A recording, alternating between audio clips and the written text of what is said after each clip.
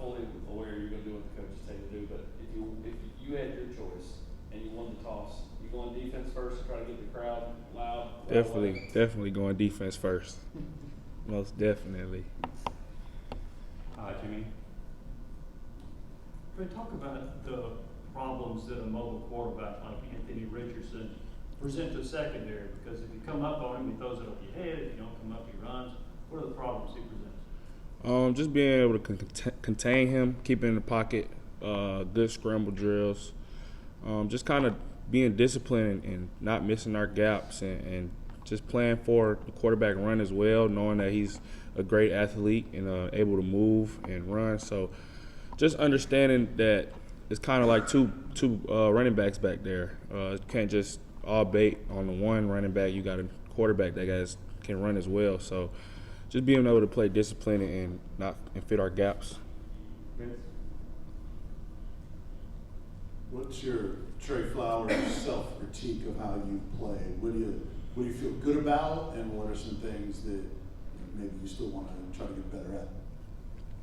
I got to get better at everything in football. I constantly remind myself that I got to keep improving on anything, no matter if I had a great game, a decent game, or a bad game. It doesn't matter. I just go in and watch film, and even if I had great coverage on that play, there's always something that you can get better at. So literally every aspect of the game, from tackling to covering to communicating to being a leader, is something I always have to improve on.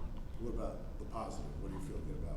I'm a ball player. I play football, so I know I'm a good player. I know I can play, and I believe in myself 100%.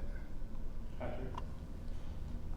Trey, I know you're on the Florida, but we didn't talk to you after that Pitt game, which was a little bit of a roller coaster for you, some of the ups and downs you went through. Have you ever been through a game like that where you have to punt and you come up and have to sack in overtime?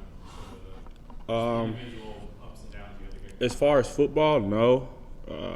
That was probably the most emotional game I've ever been in. But, I mean, I played baseball before. I mean, you make an error here, the ball's going to come right back to you. Just certain things like that. Like, I've been put in situations before that I had to bounce back. I couldn't let it hang my head or whatever the case may be. I mean, I'm used to it. I've been doing it my whole life. So that's just something that I've been prepared for because of reps. So, I mean, it was just like another day in the park for me. So you kind of tapped into your baseball background after the punt. You're like, I got to make up for Yeah, it. most definitely, yes, sir. Eric? Trey, I know you want to win every game. I know you approach every game the same way. But this Florida game, you've seen those guys the last 4 or 5 years. What's this game mean to you?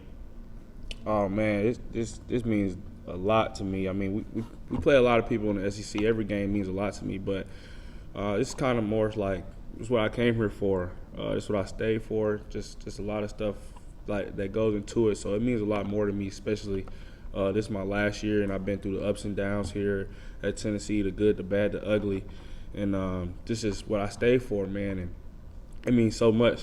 I can't explain it. I know we all locked in, and it means a lot to the guys as well. So we just gonna prepare, and our preparation gonna meet our opportunity.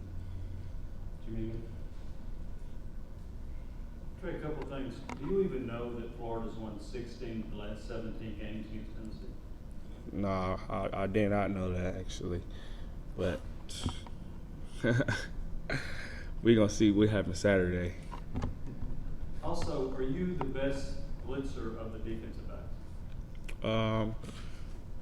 No, I mean we all pretty much can come off the edge and got a self-esteem about ourselves, but I mean I do pride myself in how I play football coming off the edge and blitzing, but I mean we all good at it pretty much. We all get coached up the same way, kind of have the same techniques and all things like that, but I mean just a football player, I guess. Couple things, Trey. How good have you guys gotten at disguising your coverages? Because a couple of weeks ago, Tamaria was talking about, I think it was Wesley actually, how you guys didn't give it up to Slovis and pre-snap. How much have you guys improved in that area? Tremendously. That's what we worked on all season. And if you watch any film, that gives the rush a couple more seconds to get there, allowing us to make plays in the backfield. A lot of coverage sacks, just a lot of things like that, man. Get off the field because once most quarterbacks, I mean, a lot of quarterbacks, once their first read go away, they kind of got to look for their next options or whatnot. And by that time, hopefully the rush is getting there. So disguising is huge in any game. So that's definitely one of the biggest things we worked on. And how exciting is it to see all the levels of the defense seemingly kind of coming together and being connected, that pass rush helping you guys out, your coverage helping them out, that kind of thing? Oh, man, that's amazing. But we know what we put into it off season. We know how hard we've been working, the culture we've set, the details, how hard we pushed each other. So it's kind of just like, I mean, we prepared for it. We worked for it, so this we're going to get out of it. Anybody else? Jimmy? Trey, how would you assess Florida's receivers?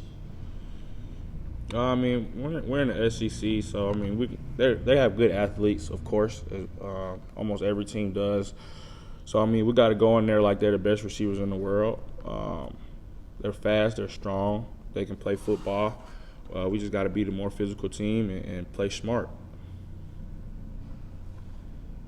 Anything else? All right, thanks, Trey. Yep. Have a good day.